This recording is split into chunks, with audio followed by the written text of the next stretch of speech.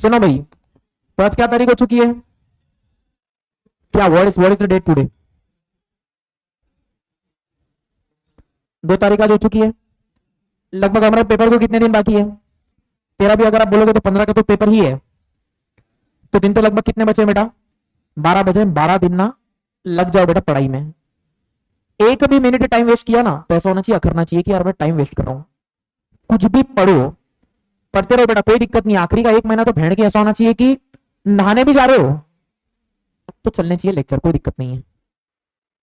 इसको ही बोलते हैं बेटा पढ़ना। बाकी तो क्या, बाकी तो नॉर्मल पढ़ ही रहे ना। अल्टीमेटली मैं तुमको बोल रहा हूँ ना, अगर तुम ये पास हो जाओ तो फिर इंटर में अपना 4-6 महीने का तो टाइम है डिसेंटली अपने पास।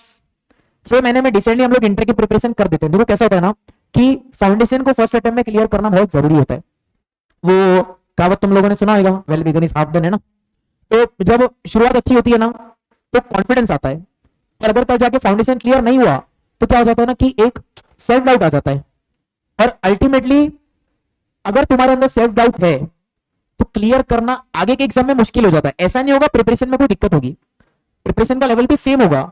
लेकिन जब इंटर की तैयारी करोगे ना तो इंटर की तैयारी तुम कितनी इंटेंसिटी से कर रहे हो वो डिपेंड करेगा कि तुमने फाउंडेशन क्लियर करा है क्या। वो बोलते हैं ना जो कि किक स्टार्ट मिलना जरूरी है बस पढ़ने के लिए, तो किक स्टार्ट मिलना जरूरी है। अभी जो आखिरी के दिन है, फिर से बोल रहा हूं, जो वीक सब्जेक्ट है अभी भी अगर आपको पता है वीक है, अभी से 2 रोज का टाइम, मैराथन के अलावा 2-2 3-3 घंटा दो, कुछ फर्क नहीं पड़ता।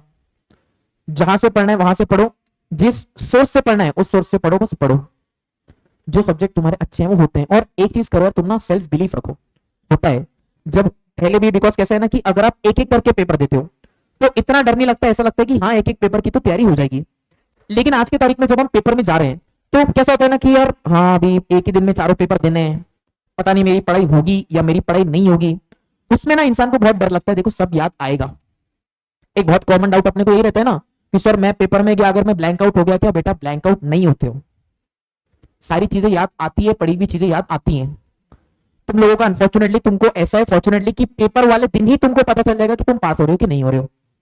तुमको बहुत ज्यादा रुकना पड़ेगा क्या? नहीं। जब मेरा सीए फाउंडेशन एमसीक्यू था तो मेरा भी ऐसा था कि सेम तुम्हारा था कि 2 पेपर पहले होते थे, कौन से वाले? अकाउंट्स वाले। शायद फर्स्ट में सेम ही था बेटा। तब 200 मार्क का टोटल हुआ करता, तुम्हारा 400 है। तुम्हारा बस एक क्वेश्चन 2 मार्क का होता था, उधर एक क्वेश्चन 1 मार्क का रहता था। बाकी पूरा हिसाब किताब सेम जब मैंने सीपीटी दिया था ना।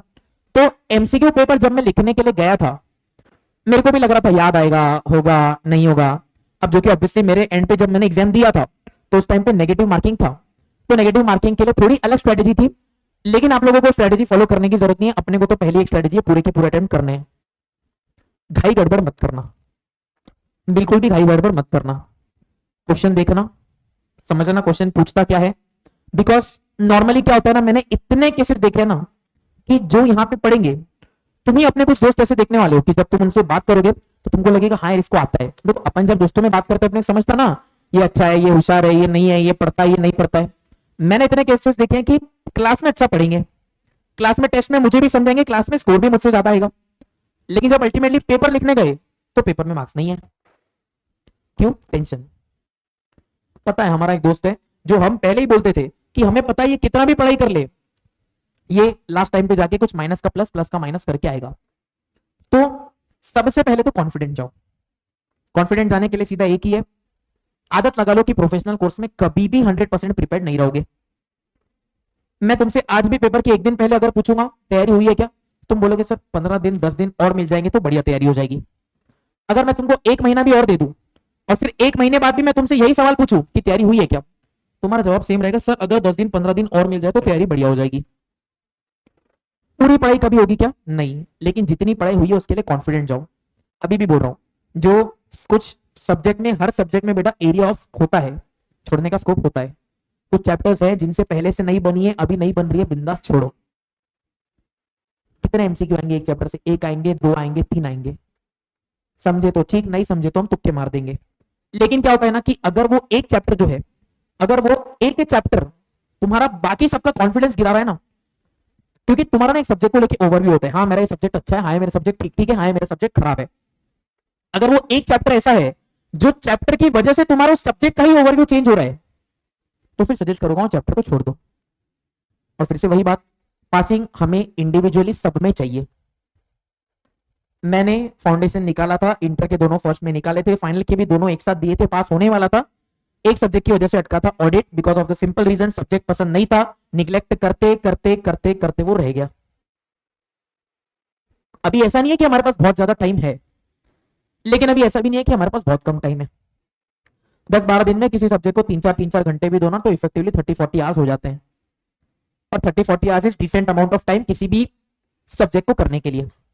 मैं तो बोलता हूँ जो सब्जेक्ट में लग रहा है ना ये सब्जेक्ट वीक है, इसमें दिक्कत आ रही है, ऐसा है वैसा है, मैं तो बोलता हूँ साला क्वेश्चन ही इतने प्रैक्टिस करो, एमक्यूपी करके चले जाओ, मॉड्यूल के करके चले जाओ, इंस्टीट्यूट के जो एडिशनल क्वेश्चन है वो करके चले जाओ। एक चीज तो फॉर गारंटी बोल सकता हूँ कि अपनी इंस्टीट्यूट इतना ज्यादा मेहनत नहीं करती है, अपनी ज्यादा इंस्टीट्यूट यहां वहां से ही उठाने वाली है। चलो अगर पूरा पेपर भी उठ के नहीं आया तो मैं गारंटी बोलता हूँ तुम अगर ये सारे सोर्स के भी क्वेश्चन अच्छे से देख के चले गए ना, देख के मतलब क्या बन गए बहुत अच्छा, नहीं बना हाईलाइट कर लिया, अंडरलाइन कर लिया, कैसे आया समझ लिया, नहीं समझ आया भेड़ की रट लिया। अब अपन ने डेल क्रेडिट कमीशन वाला क्वेश्चन था, अपने को पता है आंसर 1000 होना चाहिए, उन्होंने टोटल सेल्स पे लिया, मैं थोड़ी दिमाग लगा रहा हूं उनका गलत है, मैं वहां पे अगर 1000 लिख के आऊंगा तो मेरे को तो रॉन्ग मिलेगा, और अगर मेरे को रॉन्ग मिला तो फिर मैं ज्ञान लेके जाऊंगा कहां? अल्टीमेटली जो एग्जामिनर बोल रहा है वही सही है ना। तो कुछ क्वेश्चन ऐसे होंगे आपको लगेगा सर ये ऐसा आंसर कैसे आ रहा है, क्या आ रहा है, अभी के लिए लगे तो रट लो, कंसेप्ट समझने का टाइम गया, now it is the time साम दाम दंड भेद, जो समझ में आ रहा है बैठो पढ़ो, टाइम वेस्ट कम से कम करो। मैं तुमको बोल रहा हूं तुम ये लग के कर लो, तुम 15 तारीख को पेपर दे के आओ, 15 तारीख के बाद तुम्हारे इंजॉयमेंट का कोटा मैं पूरा करवाता हूँ। चलो जो लग रहा है ना सर ये मिस हो रहा है मिस हो रहा है मिस हो रहा है, 15 तारीख के बाद तुम्हारे इंजॉयमेंट का कोटा मैं पूरा करवाता हूँ। लेकिन 15 तारीख के बाद तुम कितने चिल रहोगे डिपेंड्स अपॉन 15 को पेपर कैसा गया, तो वो एक दिन के लिए लग के पढ़ लो, लिमिट्स को पुश कर लो, सुबह उठने की आदत है सुबह उठ जाओ, रात में जागने की आदत है रात में बैठ जाओ, क्योंकि फिर ये जो साइकिल है ना 8-10 घंटे पढ़ने वाली, ये साइकिल फिर सीधी तुम्हारी आएगी मार्च और अप्रैल के महीने में। अभी तो डेली तुम क्लासेस करोगे, बाद में इंटर का थोड़ा पढ़ोगे नहीं पढ़ोगे, फिर ये स्टडी वाली साइकिल सीधा अप्रैल के महीने में आने वाली है। तो अभी 2-3-4 महीने अगर ब्रेक चाहिए उस साइकिल से तो बेटर एक बार का पढ़ के निकाल लो। अभी तक हर किसी को तो पता है कि मेरा क्या प्लस है क्या माइनस है, क्या अच्छा है क्या खराब है, समझ में आ रहा है समझ लो, नहीं समझ में आ रहा है रट लो, बस पास हो जाओ ऐसे जुगाड़ करो। ठीक है तो करते हैं आज का सेशन खत्म ऑनलाइन वाले बच्चों, सी यू टुमारो। कल किसका सेशन है यार? पवन सर का है, ठीक है तुम्हारा भी इंजॉयमेंट करवाते हैं बेटा, इंजॉयमेंट का काहे चिंता कर रहे हो, करते हैं आज का सेशन।